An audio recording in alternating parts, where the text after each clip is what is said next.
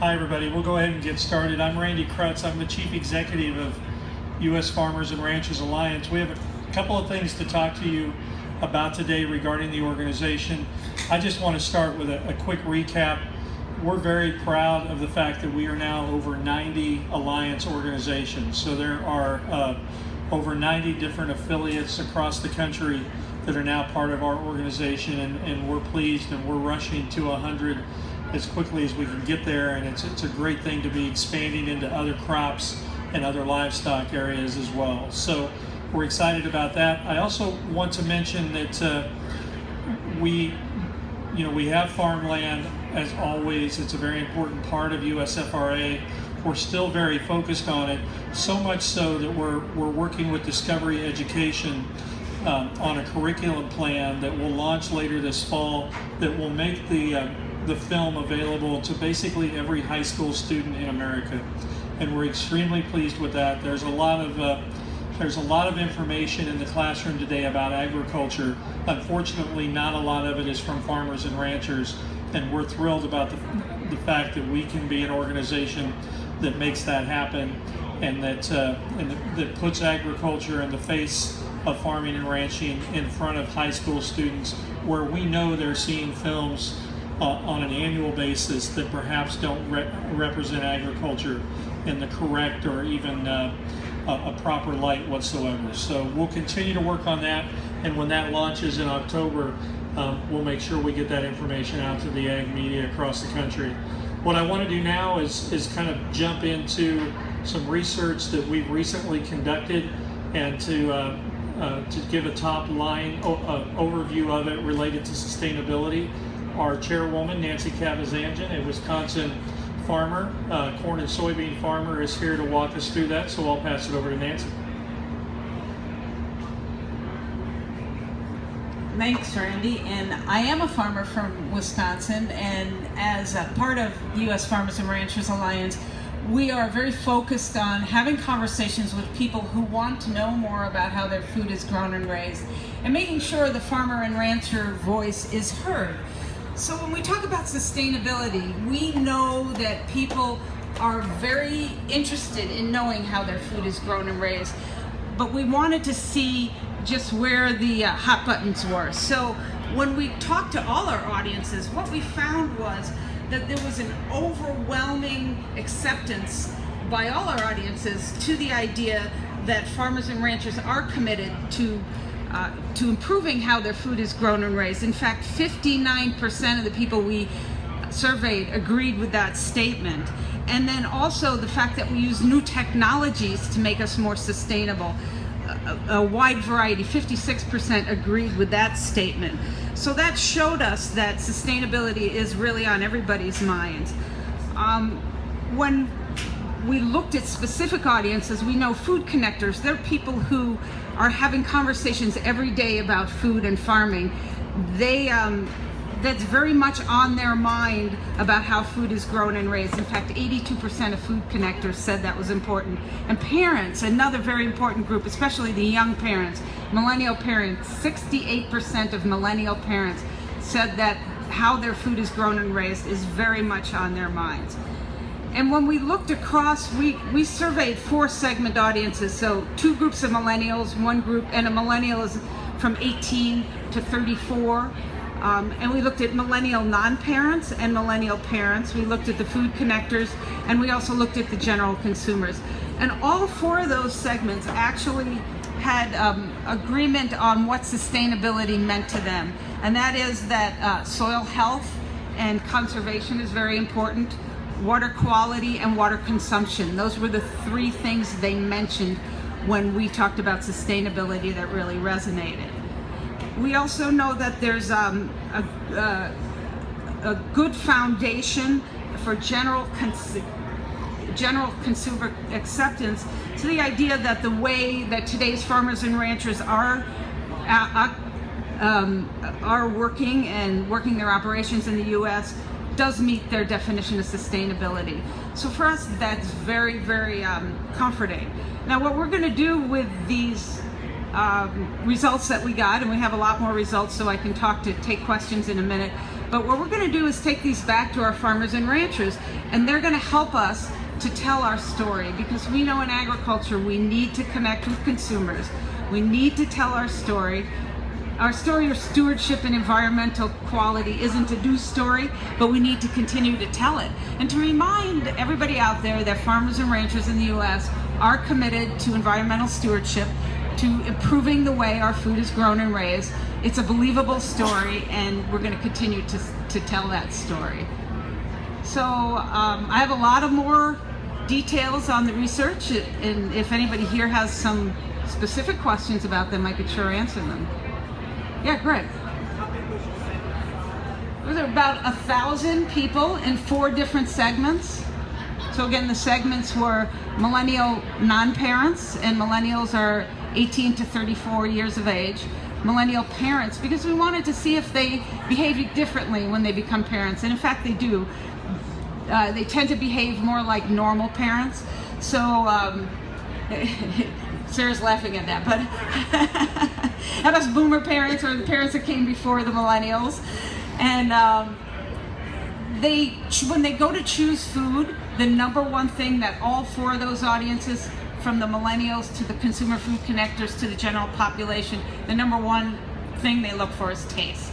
Not surprising, we kind of knew that, but it was good to see that overwhelmingly taste is the number one thing. And then number 2 and 3 were, they kind of switched off, but they were also very even across, uniform across it, and it was food safety and then price and availability. So those 3 things are the things that every person generally looks for when they're choosing their food, but taste was overwhelmingly number 1. So are you planning to do this survey on a regular basis? We're actually going to do more surveying, yes, and we're going to look a little deeper, take a little deeper dive into some specifics of the things that we have looked at so far. And yeah, we want to follow those millennials to see if they change their attitudes as they get older and their habits change. Great question. Sarah. Did you discover anything else about attributes like GMOs or about country of origin or any other factors that were influencing buying? We asked about 13 different aspects of food choice. I'm not sure if country of origin was... A piece that comes up a lot was soil, air, health, and water quality. That just repeated and repeated through the survey. And we'll be doing, as Nancy alluded to, we have 2 more steps in this process. And some of that's to do focus groups with consumers. But we're really trying to get this to a point that farmers, every farmer can talk to consumers about what sustainability is and how they are sustainable. And that's the actual goal. Is we know that many farmers are sustainable. We're trying to learn how to communicate that to consumers. You know, I started farming 35 years ago with my husband, and we took a motto on our farm when we started farming, and it is our soil is our strength. It's on all our checks, it's on our letterhead, it's on our farm sign. Our soil, we know if we can grow healthy plants, we can feed healthy animals, and we have better crops, we have better food system. And people don't realize that that's something that farmers just have naturally done, and we sometimes don't think that we need to communicate those things.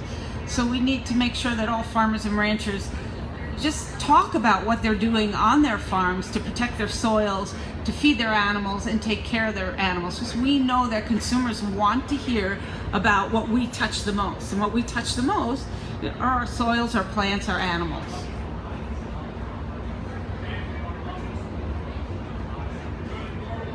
So again, U.S. Farmers and Ranchers Alliance, we're focused on having a dialogue across the food chain, talking to consumers about what we do on the farm.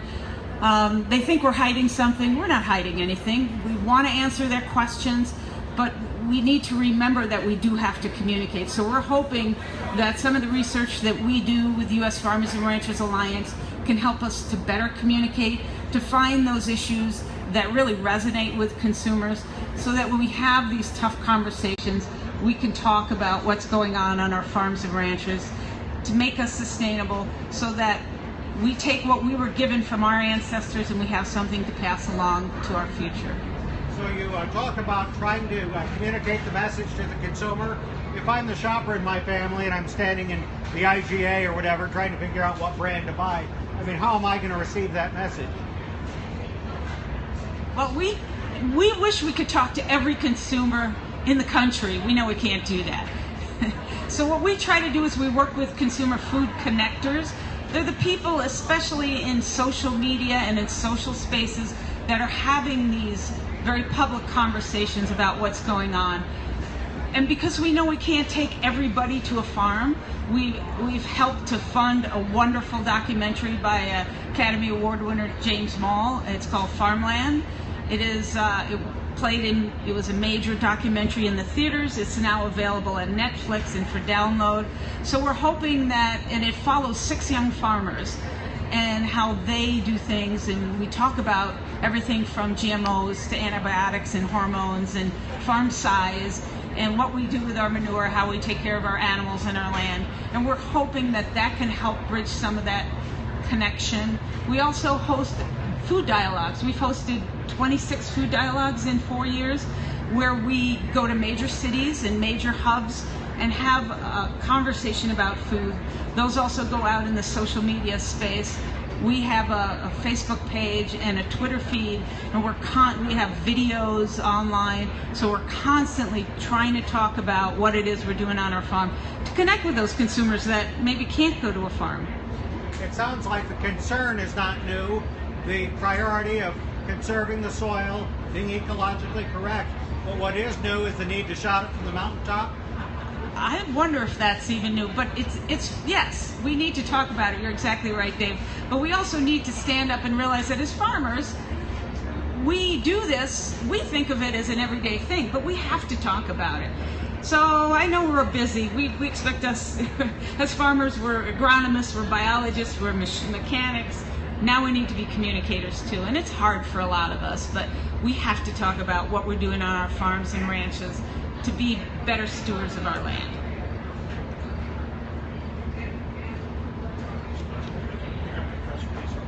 Yeah, go ahead, Greg. You know, you talk to a lot of different groups, right? You know, is there a particular group that's been really difficult to engage with? I don't know if there's a particular group we can't engage with. There are always people that don't really want to hear what you have to say, and we know we're not going to get anywhere with them. We believe that no question is off limits, so we want to try and answer every question. We know that every farm and ranch isn't perfect. We know we've made mistakes in the past, so we just try to communicate that we are working to get better all the time, and that is the definition of sustainability, is that continuous improvement. And we just want to have that dialogue, so we'll talk to anybody, really. So there's nobody off limits, and I don't know that there's anybody more difficult. There's always detractors and different ideas on every side of the block. We do have copies of the press release. It's on the back chair that you can pick up on your way out, and I'll be around, and Randy will be around, so we can do one-on-ones if you'd like to do that. So besides, it's also going out electronically, you guys, so you'll be able to pick up the release via email. There's also a couple of other things we'd love to have you pick up as you walk out. It's a little executive summary of the research, and there's more available than just that executive summary. If you want to reach out to us, we can talk to you more about it. But thank you all very much.